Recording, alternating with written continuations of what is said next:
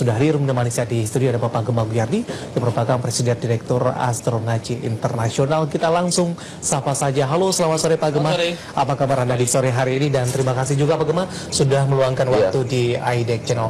Pasca libur peringatan Hari Kemerdekaan ini, tampaknya semangat kemerdekaan menular untuk perdagangan hari ini. Indeks harga saham gabungan menguat signifikan di 1,67% dan menembus kembali ke level 5.400-an, tepatnya di 5.461.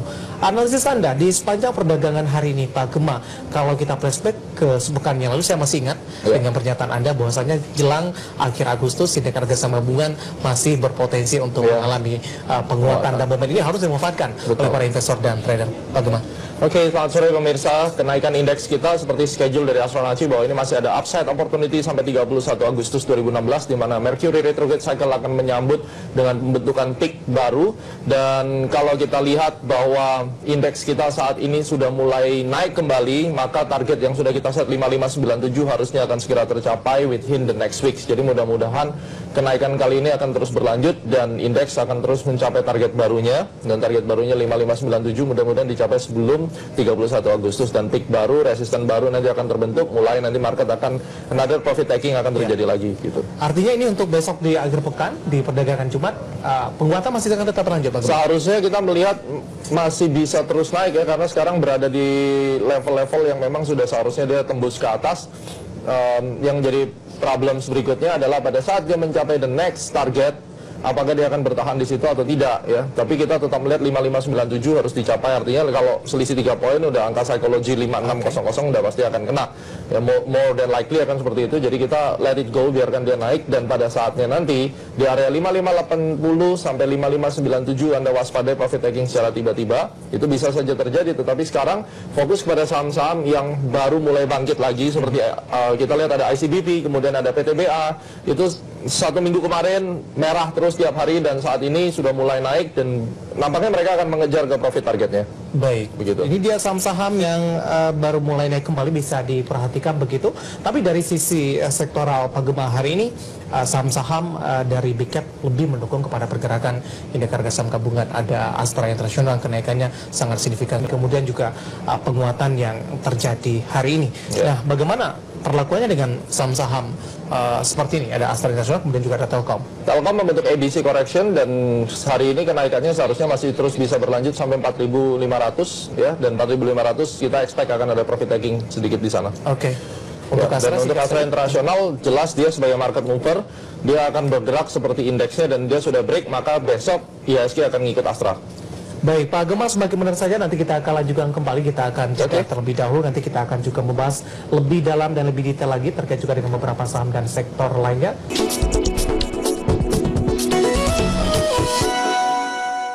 Iya, pemirsa, kita akan lanjutkan kembali perbincangan kita dengan Bapak Gemma Guyardi, Presiden Direktur Astronaci Internasional. Pak Gemma, kita lanjutkan kembali.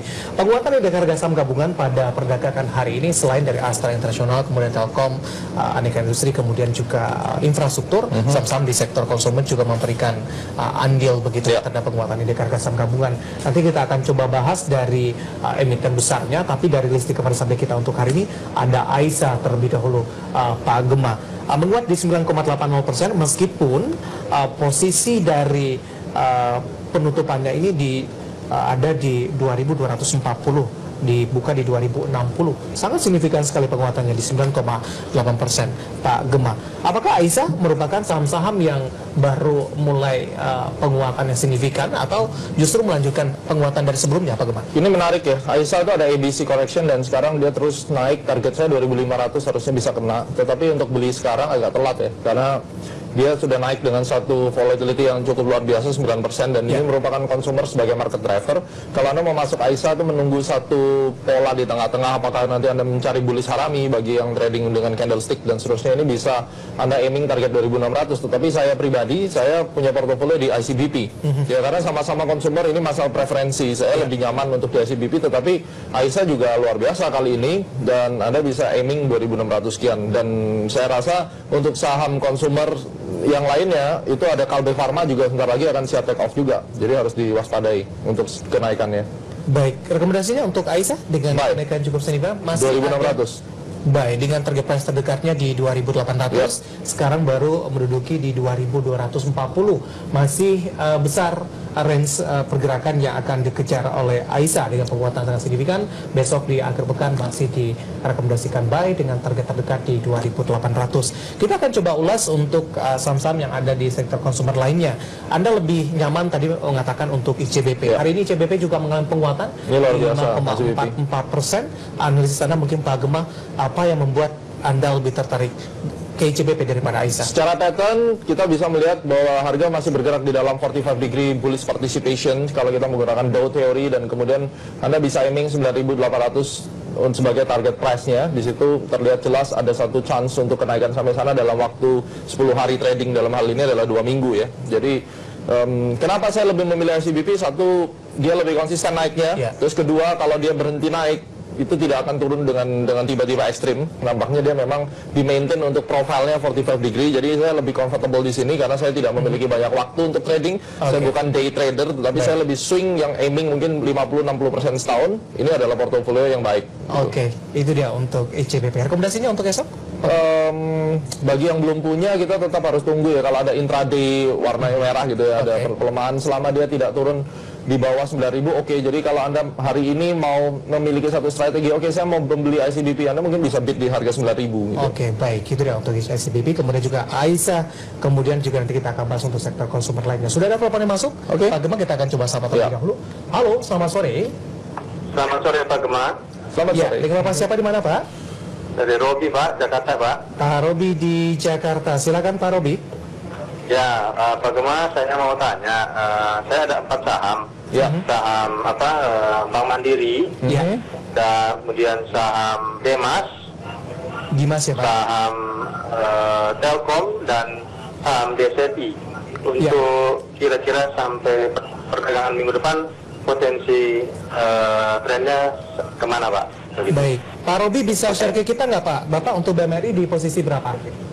Yang mana Mandiri? 10.275. 11.275. 11.275. Untuk Dimas Pak? Bagaimana loh? Dimas. 280. 280. Telkom, Pak Robi? Telkomnya 4330. Terakhir DSFI? DSFI-nya di 208 Pak. Di 208 ya Pak? Baik, itu saja Pak Robi? Ya, terima kasih. Ditunggu ya Pak. Ada Pak Robi di Jakarta, BMRI, Dimas, Telkom, kemudian juga ada SFI. Tapi untuk Pak Robi minta bersabar sedikit untuk konsumer tadi, ICBP, Aisyah sudah kita bahas. Bagaimana dengan Unilever yang tiketnya? Unilever ini juga termasuk saham defensif, tapi lebih banyak diam ya. Sudah dari Maret, maka target price 47.800 sampai 48.800 itu akan dicapai oleh Unilever. Tetapi untuk saat ini, kalau Anda benar-benar mau aiming konsumer, saya rasa Unilever agak terlalu berat untuk naik. Halo, selamat sore. Selamat sore. Ya, dengan Bapak siapa di mana Pak? Fentri dari Semarang, Pak. Pak Franky dari Semarang. Silakan Pak Franky. Ya, Pak Gemma, saya mau tanya. Saya lagi pegang Medco dan Best. Nah, itu kalau menurut astrologinya itu dia sampai tanggal berapa ya bisa penguatannya? Sudah masuk belum Pak Franky? Sudah, Medco baru masuk. Di harga berapa? 1630. Di berapa Pak? 1630. 4630. 1630. Best? Dan untuk Best di 350. Baik. Itu saja Pak Franky? Sudah itu aja. Terima kasih. Ditunggu ya Pak. Terima kasih Pak Franky yang ada di Semarang. Kita akan coba jawab dulu pertanyaan Pak Robi di Jakarta. Untuk BMRI ini Pak Gemma di 11.275, presinya untuk sampai pertengahan minggu depan. Pak Robi, sementara saya set di 11.800 karena itu ada area kritikal yang perlu dijaga, jangan sampai dia reject, artinya sampai 11.800 dia nggak mampu naik, mulai diguyur seperti itu, Anda silakan keluar untuk dari saham BMRI ya. Pak Gemma, kita akan lanjutkan kembali. Pak Robi, Mama sudah menunggu ini Pak Robi. BMRI tadi sudah kita bahas, kemudian Pak Robi juga punya Dimas di 280. Pertanyaan juga sama sampai dengan pertengahan minggu depan untuk Dimas. Untuk Dimas, kita lihat kenaikan Dimas untuk minggu depan range-nya sampai 295. Ya, itu adalah area yang harus diwaspadai, bukan berarti tidak bisa naik lebih dari itu, tetapi Anda jaga di 295 dan target price untuk Gemas 310 pada saat dia memang benar-benar lancar. Jadi arahnya uptrend dan kemudian 310, poin yang perlu diperhatikan 295. Oke, di hold saja terlebih dahulu Ya. untuk Pak Robi di Jakarta. Telkom punya di 4330 ini. That's good. Telkom Anda bisa average besok untuk nambah posisi sedikit. Target price yang pertama 4.500, kemudian kita aiming 4.800 untuk midterm target dalam waktu 2 bulan. Baik, terakhir dari SFI di 208 masih dari Pak Robi yang ada di Jakarta, Pak Gemma. Oke, DSFI di situ ada multiple resistance dan kita butuh satu big news ya untuk membuat DSFI ini naik dengan signifikan. Tetapi kalau kita bicara in term of the trend, arah masih bergerak dalam trend bullish. Selama dia tidak turun di bawah 165, I believe bullish trend masih ada dan kemudian 240 akan diuji sekali lagi. Oke, itu dia untuk DSFI 208 Pak Robi yang ada di Jakarta. Kita akan coba sapa Pak Franky yang ada di Semarang yang juga sudah masuk di line telepon tadi. Ada Medco di 1630 untuk Medco, Pak Gemma. Oke, untuk Medco, kita lihat Medco, dia bergerak dalam kondisi flat, terjadi false break, target price terdekat 1800, time frame 2 minggu dari sekarang. Baik, itu dia untuk Medco. Kemudian juga BES Pak Franky di 350. Analisisnya seperti apa untuk BES? Ya, BES untuk jangka waktu 6 hari ke depan dia akan bergerak flat antara 370 sampai 340 di dalam range tersebut, belum akan naik sampai kurang lebih mendekati akhir dari Agustus. Baik, tapi Pak Franky tadi kalau tidak salah juga menanyakan dari sisi Astronaci, Astronacinya seperti apa? Kemarin tanggal 16 itu harusnya sudah bottoming dan dia mestinya up. Pada saat dia tidak bottoming, ini artinya dia masih akan terkonsolidasi sampai the next time zone berikutnya, which is kita percaya kurang lebih di tanggal 25 sampai tanggal 26 ya, itu adalah minggu depan baru nanti akan terlihat sebuah gerakan yang lebih volatile, tetapi untuk saat ini sampai tanggal tersebut dia akan flat di area ini. Baik, itu jawaban untuk Pak Franky di Semarang. Cukup lengkap yang dijawab oleh Pak Gemma dari Medco, kemudian juga BES. Pak Iwan di Jakarta juga sudah masuk di line telepon tadi, kita akan coba jawab. Kita ke sisi sahamnya terlebih dahulu sebelum ke makronya. Ada Jasa Marga punya di 5275 ini, Pak Gemma. Analisisnya seperti apa untuk Jasa Marga? Jasa Marga. Ya. Oke, selamat sore Pak. Untuk Jasa Marga sekarang dalam kondisi yang tertekan sekali. Saya bisa menikmati saham ini pada saat dia sudah turun di bawah 4.900. Iya. Anda lihat 4.900 sampai 4.950 rawan terjadi breakout, false breakout di situ, dan Anda bisa masuk setelah dia terjadi false breakout. Jadi justru saat menembus resisten kita masuk di saham ini. Baik. Kalau sudah ambil posisi di posisi sekarang? Anda bisa tambah nanti di 5.065 sampai 5.130. Oke. Kemudian ISSP punya di 260, Pak Gemma?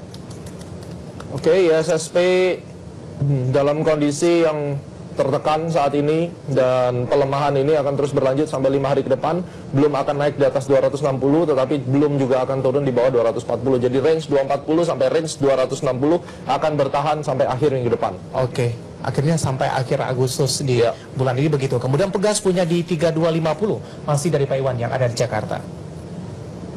Sorry, untuk Pegas. Ya, Pegas mulai up di 3.400 adalah target price-nya. Ya. Baik, itu untuk Pegas. Terakhir, sektor yang bullish nanti di September ini. Kita percaya bahwa tech amnesty ini akan membuat dampak positif dan salah satunya adalah properti ya. Jadi properti sektor kita udah aiming di bulan September, kemudian batu bara masih akan naik dan kemudian consumer itu masih akan leading the market. Oke.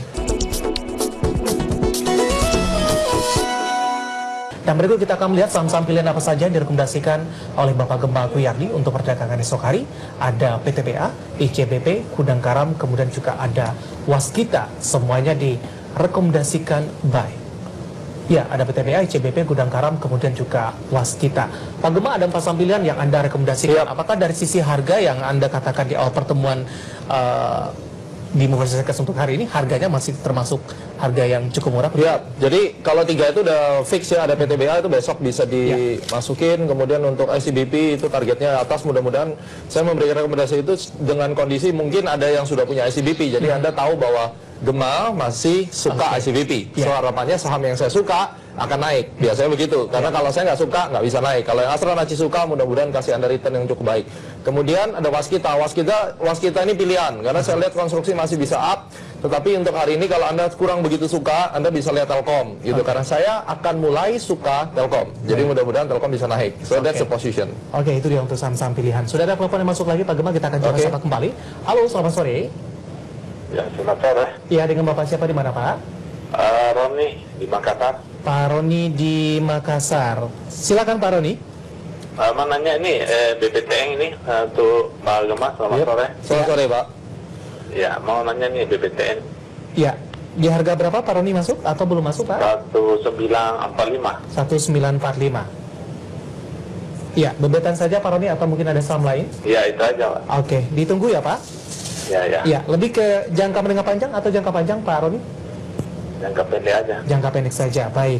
Terima kasih Pak Roni di Makassar. BBTN punya di 1945. Tapi Pak Roni minta bersabar sedikit, kita ke Semarang terlebih dahulu. Ada Ibu Asri yang sudah masuk di line SMS. Pak Gemma, saya punya saham NIKL nih, beli di 845. Apakah masih bisa di hold untuk perdagangan esok hari? Kalau tidak salah, hari ini NIKL melemah ya. Dan 845 posisinya. Satu poin saja turun di bawah 810, silakan jual. Oke. Karena itu adalah trailing stop. Target atasnya udah kena ya di 900 di 1000 ini. Iya. Dan saya rasa itu strategi yang baik, di bawah 810 Anda bisa keluar. Oke, Ibu Asri di Semarang 810 disarankan untuk keluar. Kemudian kita akan beralih ke SMS selanjutnya, Pak Rio yang ada di Padang. Pewon saya beli di 665. Bagaimana posisinya untuk minggu depan? Pak Rio di Padang, Pewon. Pak Gemma. Oke, Pak Rio selamat sore di Padang. Untuk Pak Kuon masih akan flat minggu depan, belum akan kemana-mana. Targetnya 680 paling tinggi dan 620 paling rendah untuk jangka waktu sampai Jumat minggu depan. Oke, itu ucapan untuk Pak Rio di Padang. Sudah ada pelapor yang masuk lagi Pak Gemma, kita akan coba sapa kembali. Cukup ramai untuk hari ini. Halo, selamat sore. Selamat sore, Mas David, Ya. Pak Gemma. Ya, dengan Bapak siapa di mana, Pak? Dengan Adi di Tangerang, Pak. Pak Adi di Tangerang. Silakan Pak Adi. Ya, yang pertama mau tanya untuk saham Elsa kira-kira bagaimana? Oke. Nah, yang kedua untuk prospek IPO Waskita Beton itu bagaimana tuh? Baik. Ya, itu saja Pak. Nah, Untuk Elsa Bapak udah masuk belum Pak Adi? sudah di 540. 540 ya Pak? Baik, ditunggu Pak Adi. Ya, makasih. Oke Pak Adi Tangerang Elsa IPO Waskita Beton. Kita akan coba jawab dulu Pak Roni yang ada di Makassar tadi, BBTN di 1945 jangka pendeknya. Oke, Pak Roni, jangka pendeknya target 2000. Kita bilang sependek apa? 5 hari mulai hari Senin. Jadi harapannya itu yang kita bisa aiming ya. Oke, Pak Roni di Makassar 2000 Pak Roni untuk jangka pendek. Kemudian Pak Adi di Tangerang Elsa 540 bagaimana? Oke, Pak Adi, selamat sore untuk Elsa 540. Saat ini Elsa akan kembali naik ke 560. Jadi mudah-mudahan minggu depan Anda bisa lakukan Rp20 profit taking. Oke, itu dia untuk Elsa 540 Pak Adi di Tangerang. Selanjutnya Pak Adi mempertanyakan IPO Waskita Beton, dan ini juga banyak ditanyakan oleh investor dan trader kita yang sudah masuk di line SMS. Tapi sebelum kita bahas ini Pak Gemma, kita sapa lagi telepon yang masuk. Halo, selamat sore. Selamat sore Pak Gemma, selamat sore Pak David. Iya, dengan Bapak siapa di mana Pak? Dengan Pak Daniel di Jakarta. Pak Dani di Jakarta. Iya. Ya, silakan Pak. Oh iya, saya ingin menanyakan Antam. Oke, Antam saya sudah masuk di 810. Ya. Ya bagaimana untuk kedepannya? Terus tadi Pak Gemma mengatakan properti ya. Ya. Dan topiknya untuk properti apa aja jadi untuk pilihan dari Pak Gemma? Saham pilihan begitu ya Pak? Iya, dan GJTL ada satu lagi. Oke, GJTL di level berapa Pak? Ya, GJTL saya ada di 1650. Oke, baik. Thank you. Ditunggu Pak Dani di Jakarta. Thank you. Kita kembali lagi untuk Pak Adi di Tangerang tadi, ada IPO Waskita Beton. Pak Gemma dari beberapa SMS yang masuk juga mempertanyakan ini prospeknya seperti apa. Singkat saja Pak Gemma. Oke, saya lihat dia akan ngikut induknya. Ini adalah program pemerintah dan tidak ada scam ataupun fraud di dalamnya. Karena saya nggak takut kalau yang IPO swasta kecil market cap-nya biasanya scam ya. Jadi scam itu apa nanti Anda bisa googling sendiri. Tetapi kalau Waskita Beton, saya rasa ini perusahaan serius, cari uang dari market, butuh investor, dan nantinya punya satu prospek yang akan dikembalikan untuk vault daripada investor. Oke, itu ucapan untuk Pak Adi di Tangerang IPO Waskita Beton. Anda di Jakarta juga mempertanyakan posisi yang sama, kemudian juga tanpa menyebutkan namanya dan lokasinya, IPO Waskita Beton bagaimana prospeknya. Tapi bookingnya agak dapat apa impresnya? Ini bagaimana ini? Saya rasa kalau Anda book di primary market dan kemudian Anda tidak bisa dapat barang, itu artinya sangat bagus. Jadi kalau IPO, primary market Anda dikasih mau berapapun dikasih, percayalah secondary marketnya nggak lama akan runtuh 30% gitu. Jadi parameternya coba saja Anda book at any amount, dan pada saat Anda mau dikasih, ternyata nggak ada, cuma dikasih 1 lot, 2 lot, Anda berani hit waktu open di secondary market, Anda hit maybe 20-30% atau reject hari pertama. Oke, itu dia untuk jawaban lengkap terkait dengan waskita Bitcoin Precast yang akan IPO dalam beberapa waktu dekat. GTL biasanya kalau Astra Internationalnya naik, semua pasti butuh ban, harusnya ini juga akan naik, tetapi untuk sekarang masih akan masuk di dalam satu konsolidasi, dan kapan bottoming berikutnya kita melihat tanggal 22 dan 23 kita bisa lihat bahwa nanti konsolidasi ini secara pelan-pelan akan selesai dan kemudian akan ada satu kenaikan tiba-tiba gitu. Baik, tadi Anda sebutkan properti merupakan sektor yang bullish di September nanti. Topiknya apa ya? Ada dari sisi sahamnya. Ada BSD, kemudian ada Summarecon, itu perlu diperhatikan. Summarecon ini diam-diam tapi naik terus. Kemudian kita juga punya CTRA. Jadi sementara 3 itu ya untuk residential property ya. Karena properti ada 3, ada vertical, kemudian ada yang residential sama komersial. Tetapi saat ini saya akan melihat yang residential dulu. Ada CTRA, BSD, dan Summarecon. Baik, itu jawaban Pak Danang yang ada di Jakarta Antam, GCTL, kemudian juga saham properti yang masih bullish. Kita akan coba sapa Pak Mirza yang ada di Siak, Riau. Mau tanya saham LSIP dan AALI, kira-kira bagaimana prospeknya sampai dengan akhir bulan ini. Berbincang untuk sektor perkebunan, Pak Gema juga mengalami penguatan dalam beberapa waktu terakhir. Ada LSIP, AALI, kemudian SSMS juga mulai mengalami penguatan begitu. Untuk LSIP dan AALI, bagaimana prospeknya? Saya kalau perkebunan, saya akan selalu stay pada AALI dan LSIP. Kenapa? Karena Astronaci selalu membeli brand, ya. Jadi 2 brand ini yang sudah lulus kualifikasi. Saat ini AALI sedang mengalami satu rejection, dia mulai slowing down, maka Anda akan aiming berikutnya di 15.500 sampai 15.700. Itu adalah area buy on weakness berikutnya. Sementara LSIP baru akan menuju ke target kenaikan yang akan dia capai, di mana target kenaikan tersebut kurang lebih di 1700. Itu yang harus kita set sebagai target price untuk LSIP. Itu jawaban untuk Bapak Mirza yang ada di Siak, Riau. Kita beralih ke SMS selanjutnya tanpa menyebutkan nama dan lokasinya. Untuk SMCB, saya punya di 1265. Apakah harus cut loss untuk SMCB? Selamat sore Pak. Untuk SMCB masih bisa dikasih kesempatan maksimal 3 hari dari sekarang. Berarti Anda akan lihat tanggal 23 ya. Anda perhatikan tanggal 23 harusnya sampai tanggal 23 ini saham udah naik. Lebih dari tanggal 23 masih flat-flat saja, silakan buang. Baik. Kemudian Pak Anto di Solo, untuk MYOR di harga berapa untuk bisa masuk Pak Gema? MYOR? Ya. Untuk MYOR tidak boleh masuk dulu Pak. Ini bergerak terus melemah. Saya rasa di 1450 itu akan menjadi target price berikutnya. Belum disarankan untuk masuk Pak Anto di Solo. Untuk MYOR bersabar terlebih dahulu. Ibu Yuni, tanpa menyebutkan lokasinya di mana, mau tanya ITMG untuk kedepannya bagaimana. Saya punya di harga 22.000, sudah lama sekali. Ibu Yuni, ITMG.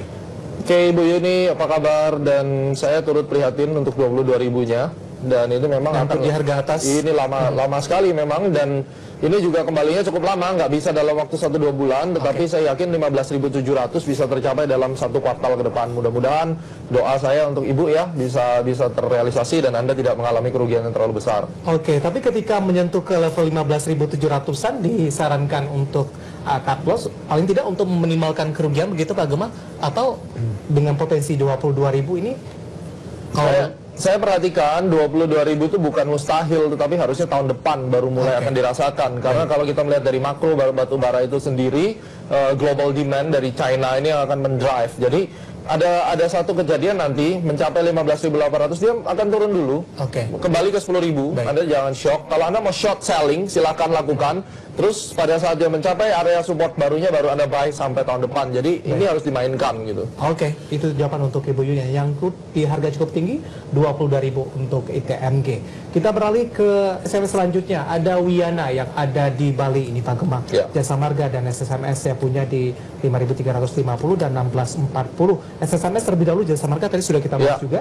1640 untuk SSMS Pak Gema. SSMS 1640 ini ada double bottom, target price kenaikan berikutnya sampai 1730. Jadi itu untuk short term sampai minggu depan 1730 bisa dilakukan profit taking 100 rupiah. Jasa Marga di 5350. Jasa Marga 5350.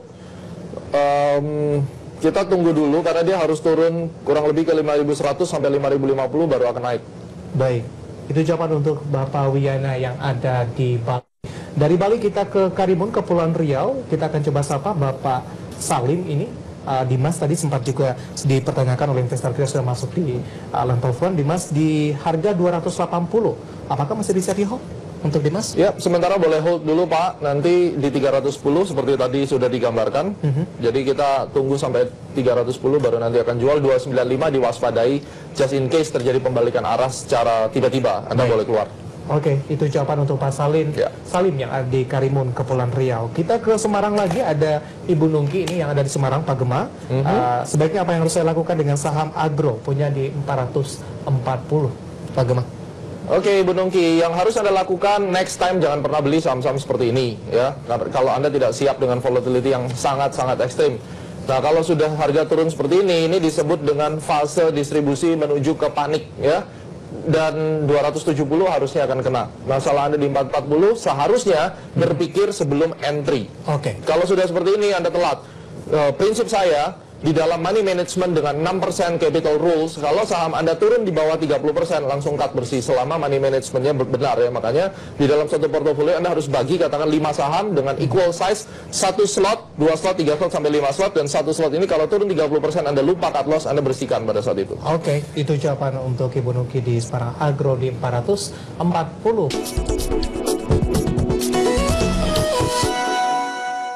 Kita akan coba sapa Pak Hendra yang ada di Solo mempertanyakan ISP dan Akra. ISP tadi sudah kita bahas. Untuk Akra, Pak Hendra, entry point-nya bisa diperhatikan.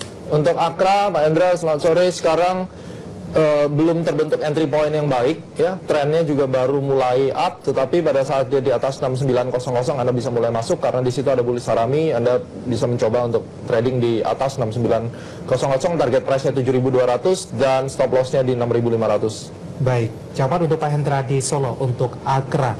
Kita kembali ke Jakarta, ada Pak Toto di Jakarta Utara tepatnya. Mau tanya untuk BCTM, sudah masuk di harga 615, supportnya berapa, resistennya berapa, target price-nya berapa. Besok kalau mau entry lebih baik baik untuk BES atau IMJS. Tapi kita akan masuk untuk BCTM terlebih dahulu. Di 615, Pak Gema? BCTM 615 baru break dari inside bar, target price terdekat adalah di 700. Oke. Kemudian untuk entry level untuk BES ini masih dari Pak Toto di Jakarta Utara. Oke Pak Toto, untuk entry level BES besok bisa spekulatif entry di 300 pada saat open ya. Open market harusnya Anda bisa mencoba untuk BES karena ada chance untuk dia melanjutkan penguatannya. Baik, itu jawaban untuk Pak Toto dari Jakarta Utara. Selanjutnya SMS yang masuk.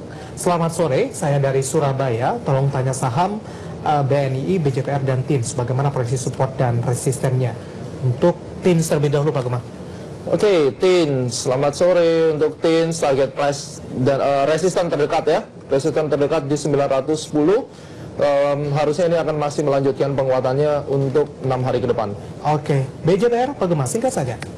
Bank Jabar akan flat dalam waktu 1 minggu ke depan, tidak lebih daripada 1620, tetapi tidak lebih rendah dari 1500. BNI? BNI Ya. akan mulai melanjutkan penguatannya karena bullish harami, target price-nya di 400 dulu. Baik, itu BNI, BJPR, kemudian juga TINS. Kita akan beralih ke SMS selanjutnya. Mau entry ini terhadap saham-saham berikut. Ada Weton, kemudian juga CTRA. Level menarik yang bisa diperhatikan. Untuk Weton terlebih dahulu, singkat saja Pak Gema.